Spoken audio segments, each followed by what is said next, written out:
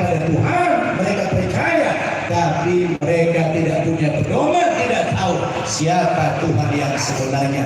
Dalam suasana yang seperti itulah datang Nabi kita Muhammad sallallahu alaihi wasallam. Beliau datang di saat yang tepat, Bapak Ibu. Ya, beliau hadir itu di saat yang tepat.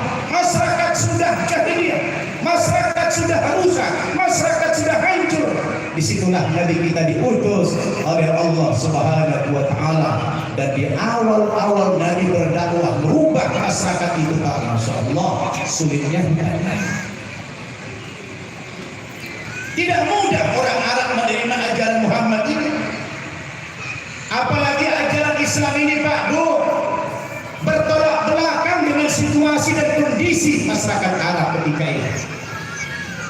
Coba bayangkan, Nabi Muhammad membawa ajaran Islam di tengah-tengah masyarakat Arab yang panas. Tiba-tiba di situ ada ajaran puasa. Bayangin, panas-panas disuruh puasa. Mudah nggak menerima itu? Sulit. Kemudian datang ajaran Nabi Muhammad mengajarkan sholat, yang mana sholat itu harus bersuci dulu.